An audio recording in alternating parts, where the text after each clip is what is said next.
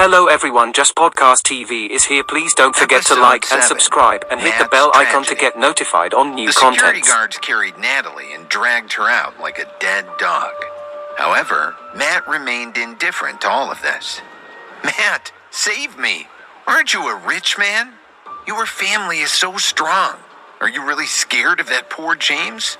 Hurry up and tell them to let go of me. You are a VIP here. They will listen to you. Matt, please save me. I'm your girlfriend. Natalie struggled weakly as she looked at Matt with pleading eyes. She kept begging him as the guards dragged her out. However, Matt stood on his spot. That cold-blooded and heartless attitude was even colder and more ruthless than an animal. He even scolded Natalie. Shut up, you idiot. From now on, you have nothing to do with me. Matt's words were like a sharp knife that pierced into Natalie's heart. Her eyes were clouded with despair. She thought Matt would be her biggest reliance, but she did not expect him to be such a filthy guy. She forgot that she had done the same to James. At that moment, she suddenly recalled all the good things James had done for her. Waves of regret filled her heart and whole body. She hated herself for being fooled by money earlier. She wished she could go back and redo everything. Back then, James doted on her, sheltered her from the wind and rain, and treated her like a princess. However, she treated his sincerity as dog shit. Now she regrets leaving James. Unfortunately, she could not return to the past. Natalie's heart was aching with remorse. However, everything was already set in stone. There was no turning back. All that was left in her eyes was a deep sense of helplessness and confusion about the unknown future. Wait a moment. Matt's inhumane actions made James unable to continue watching. He immediately stretched out his hand and shouted at Manager Williams. Although he hated Natalie, at this moment, he hated Matt even more. He detested rich men who treated women as toys. The guy only evoked disgust in him. Mr. Tucker, what do you want? As soon as James' words sounded in his ears, Manager Williams immediately looked at him with respect and asked. He treated him better than his father. James's expression was ugly. He pointed at Matt and asked Manager Williams coldly, What do I want? There is another eyesore here. Did you forget him? Matt had stolen his girlfriend. Furthermore, he had insulted him earlier. There was no longer any friendship, however small it might be initially, between them. Since that was the case, James had nothing to worry about. Mr. Tucker, this is on me. I'm sorry. I'll do it now. Manager Williams' heart jumped to his throat. He quickly apologized to James. In fact, the cunning Manager Williams had his own selfish motives. In his opinion, he could dispose of Natalie as he pleased because she did not have any power backing her. But Matt was different. He knew Matt's identity as an elite. As an ordinary office worker, he couldn't slight him or else he would be in for a lot of trouble. Therefore, he wanted to pretend to ignore him. While satisfying James, he tried his best not to offend Matt. But now that James had asked him to kick Matt out, he could no longer avoid this problem. Compared to James, he would definitely choose to offend Matt. Manager Williams gritted his teeth and ordered the two security guards again. Wait a moment. Come over and kick this guy out as well. Manager Williams' actions made Matt almost vomit blood. He pointed at Manager Williams and asked sternly, Manager Williams, you can't be mistaken, can you? I'm a VIP here. How dare you be so rude to me? I don't care whether you are a VIP customer or not. You offended Mr. Tucker today, so you have to leave. You two hurry up and throw him out. This farce has been disturbing the customers long enough, Manager Williams said without any hesitation, not giving Matt any face. At this juncture, he could only hold on to James's thighs and hope that he would protect him. Manager Williams, how dare you talk to me like that? Do you know who I am? I think you don't want to live anymore. Seeing that Manager Williams dared to be so arrogant to him, Matt also lost his temper. He was an elite of New York City, not somebody like Natalie. Even though his family couldn't compare to the top families of New York City and he couldn't offend someone like James, he still wouldn't put a manager of a Western restaurant in his eyes. Even though Manager Williams was going all out this time, when Matt threatened him, he immediately became nervous. I don't care who you are. I have the final say in today's matter. The two of you should give him a good beating. If anything happens, I'll take care of it. Manager Williams roared at Matt with red eyes. Perhaps he wanted to show off in front of James. The two burly security guards immediately pounced on Matt after receiving Manager Williams' instruction. What are you trying to do? You dare hit me? The sound of a fist welcomed the crowd's ears, followed by Matt's painful scream. After a short while, Matt was beaten to the ground by the two security guards. His face was swollen like a pig. Even if he had some extra strength in him, the sight of these security guards would scare anyone. These two guys were too cruel. They didn't show any mercy to him at all. If they continued to beat him, he would really lose his life here today. He no longer cared about his face. He crawled in front of James and said in a pleading tone, James, I was wrong. I'm sorry. I was wrong. For the sake of our relationship as schoolmates, please let me go. I'll return Nat to you. I promise that I'll never offend you ever again. Matt, you still have the nerve to call us schoolmates? When you stole my girlfriend, why didn't you think we were schoolmates then? Why didn't you remember our relationship when you humiliated me in front of everyone? James asked. I'm sorry. I'm just a poor peasant. I don't have that much ability. I'm afraid that I won't be able to save you today. James looked at Matt, who was kneeling in front of him. He was acting like a dog groveling at his feet. His pitiful appearance wouldn't make him forget the earlier scene, though. James, I beg you, please let me off. Matt's face was covered in blood. He continued to plead bitterly, but James remained indifferent. In the end, Matt was beaten until he was barely hanging on his last breath. He was dragged away by the two security guards. They wanted to throw him and Natalie out together. But at that moment, Vanessa, who was in the crowd, suddenly walked over to James's side. She hugged James's arm and said coquettishly, Mr. James, I was wondering where you were for so long, so you are here. You made me wait for you alone for a long time. Vanessa even pouted her cherry lips when she finished speaking. That cute look made James's heart melt like a candle. The relationship between these two people was clear at a glance. This caused a sensation in the entire place once again. At the same time, Vanessa's beauty instantly conquered all the men present, especially her cute actions. Their hearts beat wildly in their chests. They wanted to rush forward and embrace her, telling her that they wouldn't leave her side for their whole lives. The scene also landed in Natalie's eyes, who had just been forcefully dragged into the elevator by the security personnel. Her eyes instantly flashed with pain and regret. But all of this was already far away from her. The person standing beside James was supposed to be her. That position had originally belonged to her.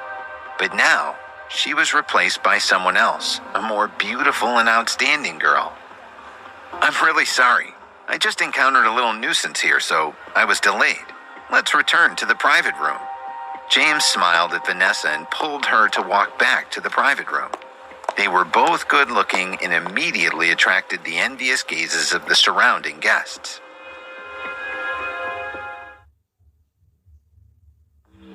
Episode 8. I'll Stay Here. As James and Vanessa left, the surrounding guests also dispersed while chatting amongst themselves. Today's events were too sensational, and they were still reeling in shock. When Manager Williams saw that James had already left and he did not intend to pursue him, only then did he secretly let out a sigh of relief. Damn it, he's clearly a rich man. Why is he pretending to be poor? He almost scared me to death. Fortunately, I reacted in time. Otherwise, I'm afraid my rice bowl would have been smashed this time. Manager Williams let out a long breath of air that was stuck in his chest and murmured to himself in his heart.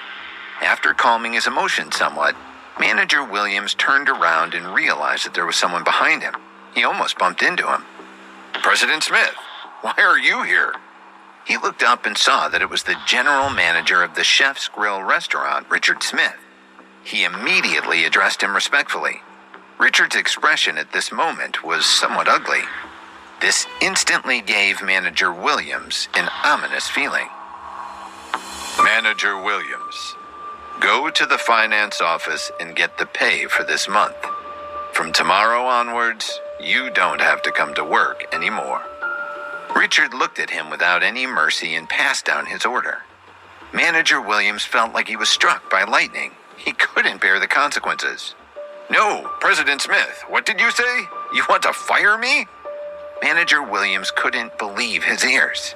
James clearly didn't say anything. Richard didn't answer his question. However, the look in his eyes was very clear. He was really fired. "President Smith, I, Manager Williams, have done nothing but worked hard in the restaurant all these years. You can't fire me just like that. Besides, you must have a reason to fire me, right?" Manager Williams looked at Richard and said indignantly, "A reason? Since you want a reason so much, I'll give you a reason. The reason is that you offended someone you shouldn't have. You have to pay for your mistakes. Seeing that you have contributed a lot to the Chef's Grill restaurant over the years, I'll pay you all of your salary this month. Take care of yourself." After Richard finished speaking, he patted Manager Williams' shoulder gently to comfort him.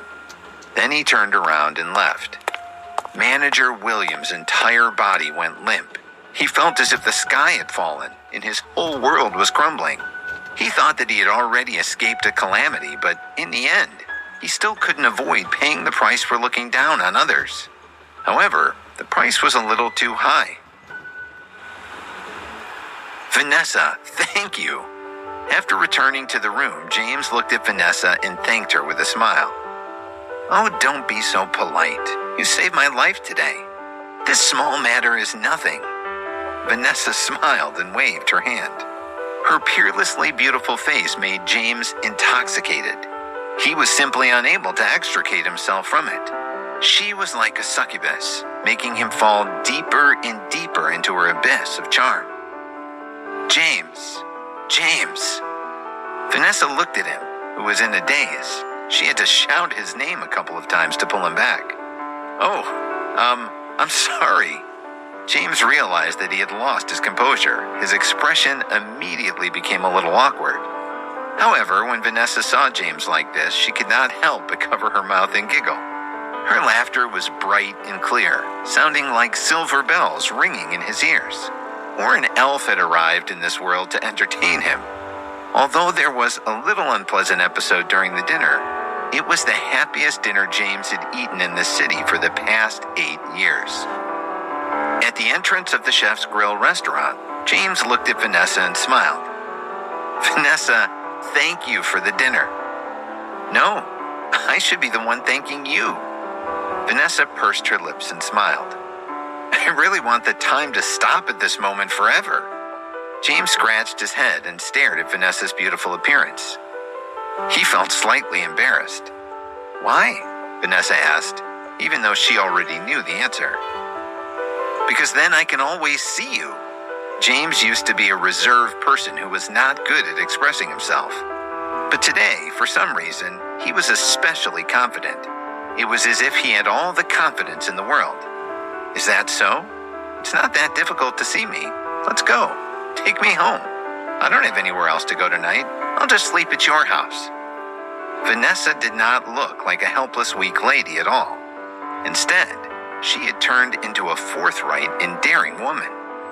However, her words made James, who was using water to relieve his nervousness, spit the water on the ground. It was not that he had never seen a direct woman before, but she was a bit too much. This was the first time a woman had asked him to take her home, even though it was their first meeting. What? She wants to crash at my place? Are we already at that stage? Isn't this a bit too fast? No, it definitely is. Could it be the effect of the lucky card? James looked surprised and mumbled under his breath. In that single moment, countless thoughts had appeared in his mind. All kinds of scenarios instantly made his blood boil. "What's wrong, Mr. Tucker? What's too fast?" Vanessa's expression turned serious all of a sudden. James felt a little embarrassed. He quickly waved his hand. "No, it's nothing. But are you sure you want to stay at my place?" "Of course. Is there a problem?" Vanessa acted innocent, her pretty eyes full of purity. No problem. Let's go then." James did not waste any more time. The next place to check in was in his bedroom. The results of the first 2 times were already out of his imagination. He was now looking forward to what kind of reward he would get this time. "Mr. Tucker, please wait." Just as the two were about to leave, someone suddenly called out to James. James turned around and saw that it was the man who had helped them identify the property ownership certificate on the 3rd floor. He looked to be in his 30s. "Oh, it's you. Oh, right. I forgot to thank you just now." Seeing that it was the man who had helped him earlier, James smiled politely. "Mr. Tucker, you're welcome. It was nothing. Don't worry about it." The man walked up to James and acted in a humble manner. "What is it?" James asked. James looked at the man. The guy wasn't here to merely receive his thanks, right? The man looked at him respectfully. Then he handed James a business card with both hands. "Hello, Mr. Tucker. I am Mitchell Haynes, a high-end property consultant. This is my business card. If you need to rent or sell your office building in the future, you can contact me," he told James. He couldn't let go of this business opportunity. "So, you're a real estate agent. Okay, I'll take the business card. If I need something in the future, I'll consider you first." James took the business card and put it away. "Thank you so much, Mr. Tucker. In that case, I will not disturb you anymore. Farewell." After Mitchell Haynes finished speaking, he didn't dare to pester James too much. He turned around and left with big strides. "Mr. Tucker, let's go." Once Mitchell Haynes left, Vanessa walked up and pulled James's arm. Her voice was as gentle as a peaceful stream of water. James felt like he was in love. Although he knew it was just an illusion, he didn't want to wake up.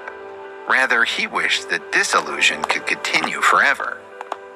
After a seemingly long ride, at the entrance of an old residential area near the outskirts of the city, both of them walked down from a taxi. "You live here?" Vanessa looked at the sketchy residential area in front of her and asked James with a slight frown. The place looked gloomy and there were trash bags everywhere. Clearly only the poor would live here. She was getting more and more confused about James. From his clothes, he did seem like he was a resident of this place. However, the 10 real estate certificates stated otherwise. All of this appeared too illogical. "Yeah, let's go inside." James acted very naturally, not finding it odd at all. He nodded and led the way. Vanessa frowned even more when she heard his answer. She did not follow him but stood rooted to the spot, deep in thought. She thought about it hard before muttering to herself, "This guy is clearly loaded. How could he live in such a neighborhood? Could he be playing a game to conceal his identity? Or is he hiding from an enemy?" She was lost in her doubts, not realizing that James was now standing there, staring at her after she didn't follow him.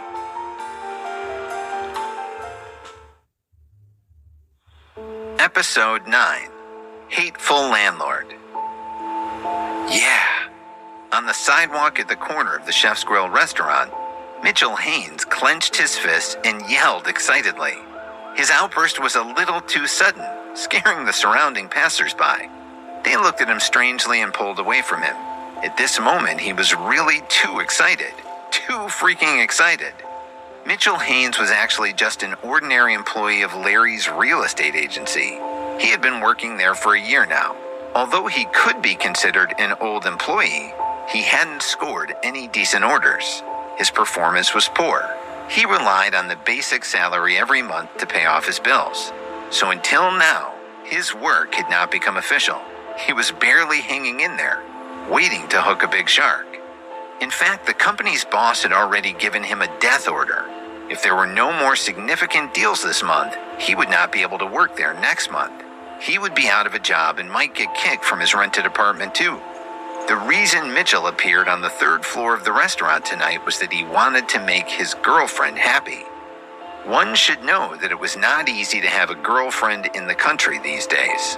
After getting one, he had to treat her like a goddess. Otherwise, it would be easy for them to break up. The real estate certificate he had in Global Financial Center was actually a big client of his company. Unfortunately, it was not his client, but his colleagues. During the time he had spent in the company, he remained honest and upright.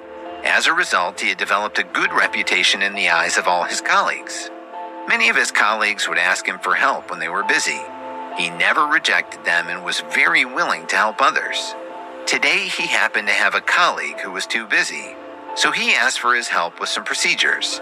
He did not expect that this would bring him good luck and provide him with the opportunity to meet a big boss like James Tucker. His good deeds were finally repaid. Mitchell Haynes had spent several months' savings to make his girlfriend happy tonight, and it made his heart ache.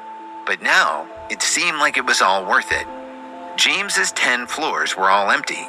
If he could become James's real estate agent, he would get a generous commission regardless of whether it was selling or renting. Most importantly, if he could get this client, not only would he keep his job, but he would also become an official employee, saying goodbye to the internship or probation period. Thinking about this, Mitchell became even more exhilarated. Just now, he had been waiting for James outside the restaurant, so he let his girlfriend go back first. He had now handed the business card to James and fulfilled his wish, so he quickly walked towards the home. Vanessa, let's go. What's wrong with you? After walking a few steps forward, James found out that Vanessa did not follow him. He stopped and turned around to call out to her. Nothing. I'm coming. Vanessa's train of thought was interrupted by James's shout. After shaking her head, she hurried forward and caught up to him.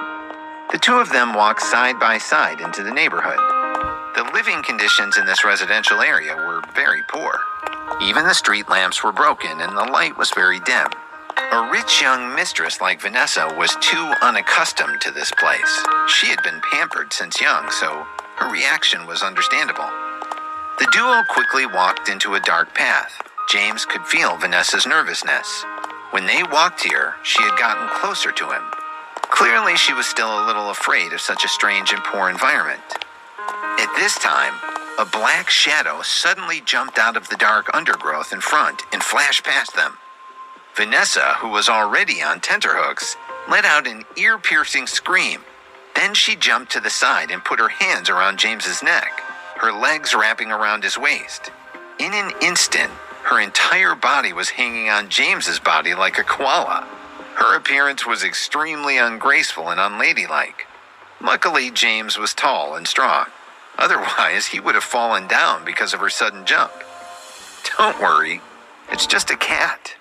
James looked at Vanessa, who had her arms around his neck, and said calmly. The girl was scared witless, and her heart almost jumped out of her chest. She nodded slightly and let out a whimper. However, she did not let go of James, maintaining that indecent posture. Vanessa, you don't plan to come down? James coughed dryly and revealed a mischievous smile. Okay. Only then did Vanessa realize that her actions were a bit unseemly. She quickly let go of his neck and got down from his body. She felt very awkward and said shyly, Mr. James, I'm sorry, James revealed a smile and interrupted Vanessa. So as you can see, I don't live in a lavish mansion. It's still early, so you can go back home. Why don't you give it a thought? Mr. Tucker, does that mean you don't welcome me? Vanessa pouted and rolled her eyes at him. No, I just think... All right, that's enough. Let's go upstairs. Vanessa didn't let him continue and walked straight ahead. Her sudden change in attitude surprised James. In an instant, she seemed to have reverted to her appearance outside the Western restaurant when she asked him to take her home. The two of them did not have to walk for long before they arrived in front of a 7-story building. Let's go. I live on the 5th floor. James stretched out his hand and said to Vanessa. The awkward atmosphere from earlier had disappeared. James, you finally came back. Just as James' voice faded, another voice sounded from the dim corridor ahead. "Mr. Landlord, it's already so late. What are you doing here?" James looked at the landlord Glenn walking out of the dark corridor.